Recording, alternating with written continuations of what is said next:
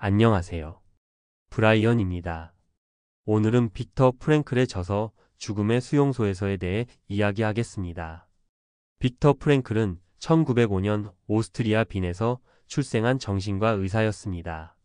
그는 청년 시절부터 인간의 삶의 의미에 대한 연구에 관심이 많았습니다. 그러다 제2차 세계대전 중 유대인이라는 이유로 아우슈비츠를 비롯한 나치 강제 수용소에 수감되면서 아내, 부모, 형제를 모두 잃게 됩니다. 죽음의 수용소에서는 빅터 프랭클이 아우슈비츠 등 강제 수용소에서 겪은 일과 그 속에서 관찰한 인간 심리 변화를 기록한 책입니다. 그는 수용소의 비참한 생활 속에서 틈만 나면 아내를 떠올렸습니다. 작업장으로 향하는 길 위의 빙판에서 넘어지고 수없이 서로 부축하면서 수감자들은 한마디도 하지 않았습니다. 하지만 모두는 알고 있었습니다.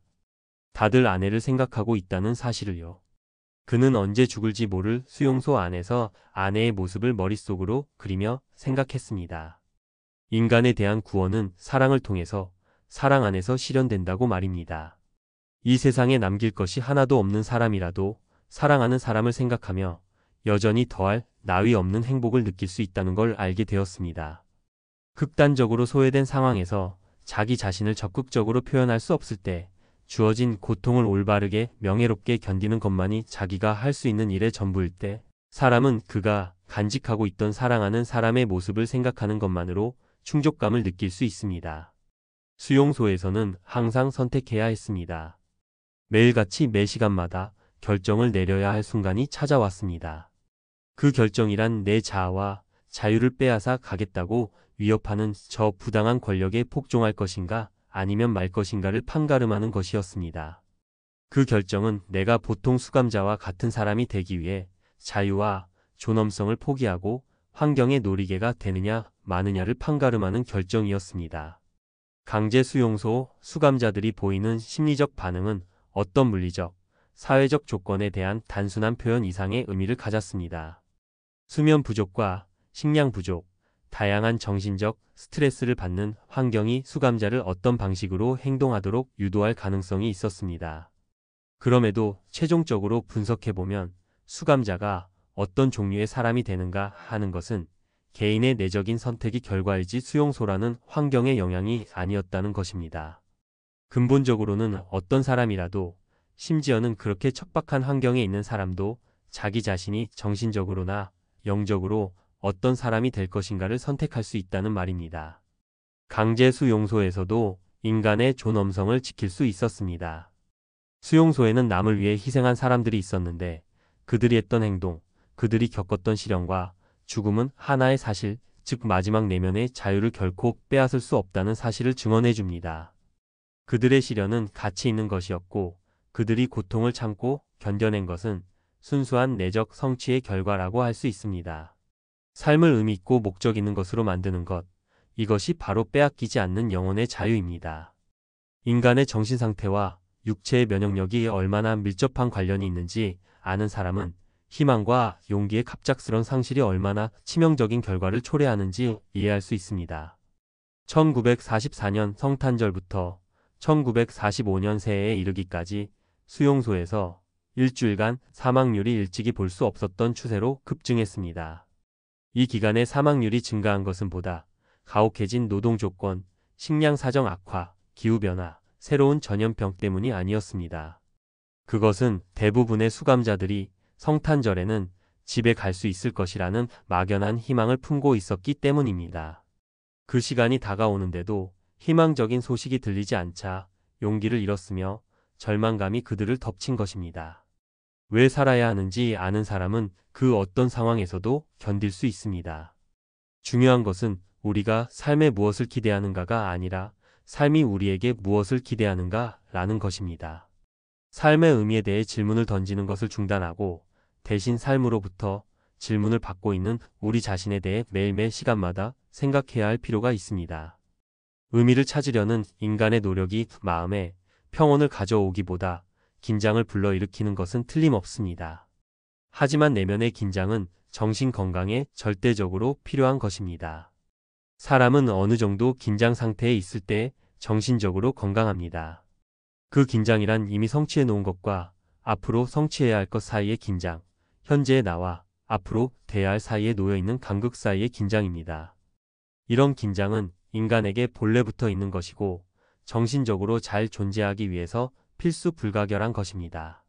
따라서 우리는 내면에 잠재된 의미를 찾을 수 있도록 도전장을 던지는 일을 주저해서는 안 됩니다.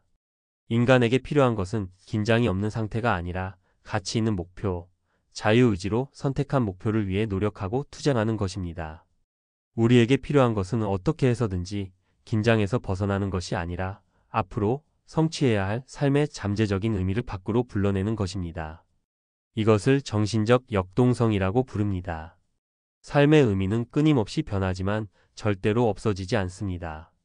인간은 삶의 의미를 세 가지 방식으로 찾을 수 있습니다. 첫째는 누구나 알다시피 무엇인가를 창조하거나 어떤 일을 함으로써 삶의 의미를 찾는 것입니다. 무엇인가를 완수하고 달성하는 방법은 아주 분명합니다. 두 번째는 어떤 일을 경험하거나 어떤 사람을 만남으로써 삶의 의미를 찾는 것입니다. 즉, 다른 사람을 유일한 존재로 체험하는 것, 그 사람을 사랑하는 것을 말합니다. 사랑은 다른 사람의 인간성을 가장 깊은 곳까지 파악할 수 있는 유일한 방법입니다. 사랑하지 않고서는 어느 누구도 그 사람의 본질을 완전히 파악할 수 없습니다.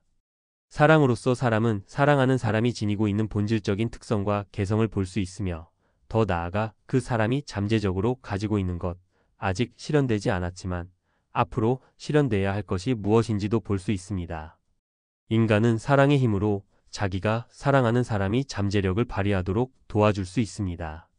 세 번째는 피할 수 없는 시련에 대해 어떤 태도를 취하기로 결정함으로써 삶의 의미를 찾는 것입니다. 아무리 절망적인 상황에서도 도저히 피할 수 없는 운명과 마주쳤을 때에도 삶의 의미를 찾을 수 있다는 사실을 잊어서는 안 됩니다. 시련을 통해 인간의 잠재력이 최고조에 달하는 것을 볼 수 있기 때문입니다. 잠재력은 한 개인의 비극을 승리로 만들고 공경을 인간적 성취로 바꾸어 놓습니다. 시련의 도전을 용감하게 받아들이면 삶은 마지막 순간까지 의미를 갖게 되며 그 의미는 글자 그대로 죽을 때까지 보존됩니다. 신경질환의 원인을 보면 어떤 증세가 공포를 낳고 그 공포가 다시 증세를 유발하고 이번에는 반대로 그 증세가 공포를 더욱 악화시킵니다. 이러한 악순환의 고리는 자신을 따라다니는 생각들과 끊임없이 싸우고 있는 강박증 환자에게서도 찾아볼 수 있습니다. 만약 강박증 환자가 강박증과 맞서 싸우기를 중단하고 대신에 아주 반어적인 방식으로 그것을 비웃어주면 악순환의 고리가 끊어지고 증세가 점점 약해지면서 결국에는 없어지고 맙니다. 이처럼 불안이나 강박이 심해질수록 그 상황을 피하려고 하지만 오히려 회피하려는 마음이 증상을 악화시킵니다. 역설의도란 일부러 그 불안스러운 행동이나 결과를 과장되게 하려는 태도를 취함으로써 긴장을 깨뜨리고 불안을 완화시키는 심리치료 기법입니다. 환자들은 역설의도를 통해 자기 병을 자신으로부터 분리시켜 볼 수 있게 됩니다. 빅터 프랭클의 죽음의 수용소에서를 공교롭게도 병원에서 읽었습니다. 정기검진을 위해 방문한 병원의 식당에서 수많은 환자들이 오고 가는 광경을 보니 삶의 의미와 목적에 대해 생각하지 않을 수 없습니다. 사랑하는 가족을 되돌아보게 됩니다.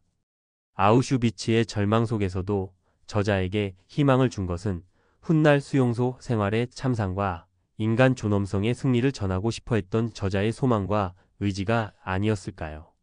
특히 역설의도란 심리치료 요법은 저도 가슴에 새겨 놓아야겠습니다.